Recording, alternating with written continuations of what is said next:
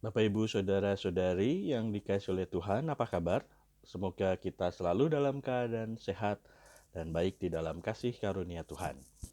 Bapak, Ibu, Saudara-saudari, pada hari ini, tanggal 23 September, gereja merayakan peringatan Santo Padre Pio.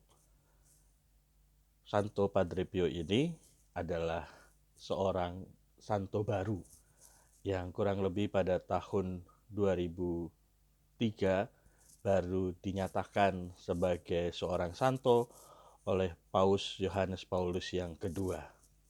Dalam hidupnya, Santo Padre Pio ini adalah pribadi yang sangat dekat dengan Tuhan. Pribadi yang menyerahkan hidupnya seutuhnya pada Tuhan.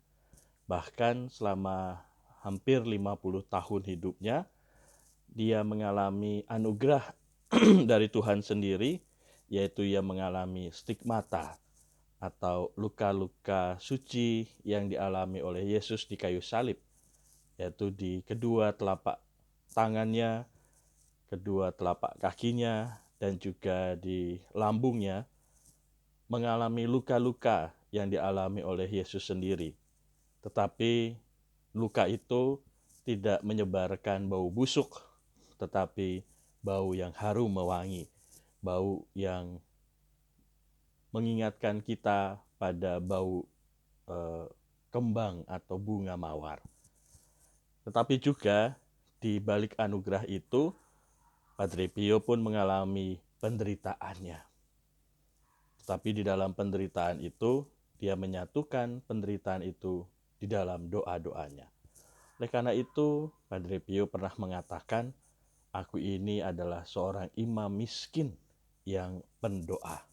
Nah, Bapak, Ibu, Saudara-saudari yang terkasih, kemiskinan ini juga menjadi poin di dalam permenungan, di dalam bacaan-bacaan yang ada di dalam perayaan Ekaristi hari ini. Bacaan yang pertama di dalam kitab Amsal pun mengatakan tentang kemiskinan dan juga kekayaan. Bagi kita, kemiskinan dan kekayaan berkaitan dengan apa atau yang kita miliki atau yang tidak kita miliki. Kita punya rumah, kita punya mobil, kita bisa makan 3 kali sehari, bisa diartikan bahwa kita kaya. Sebaliknya, mereka yang tidak punya mobil, mereka yang tidak punya rumah, yang tidak punya makanan untuk dimakan setiap hari, bisa dikatakan sebagai orang miskin. Tetapi dalam bacaan yang pertama dalam kitab Amsal ini, kemiskinan dan kekayaan tidak dilihat dalam kacamata kepemilikan duniawi, tetapi dilihat dalam kacamata iman, di mana masalah miskin dan kaya adalah masalah bagaimana saya mau melihat itu di dalam rasa syukur. Dan dengan rasa syukur itu kita mau berbagi dengan sesama. Dikatakan di sana bahwa, ya Tuhan, janganlah sampai kalau aku kenyang lalu menyangkalmu. Tetapi kalau aku miskin, aku malah mencuri dan mencemarkan nama Allahku. Artinya apa? Artinya jangan sampai kalau kita diberi anugerah kekayaan oleh Tuhan, kita malah menyangkal itu. Malah menyatakan bahwa itu semua karena usahaku, itu semua karena kehebatanku. Tidak. Tetapi kekayaan yang kita miliki pertama dan terutama karena Allah memberikan anugerah itu kepada kita.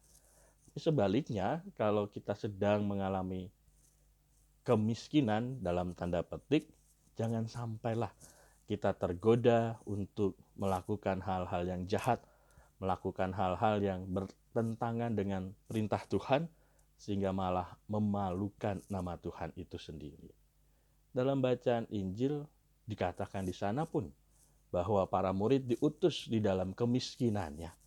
Mereka diminta untuk tidak membawa tongkat, tidak membawa makanan, tidak membawa uang, bahkan juga baju hanya satu helai yang boleh mereka pakai. Itu berarti bahwa di dalam kemiskinan para rasul diajari atau belajar untuk bersyukur dan berserah diri bahwa Tuhan pasti akan memenuhi kebutuhan mereka.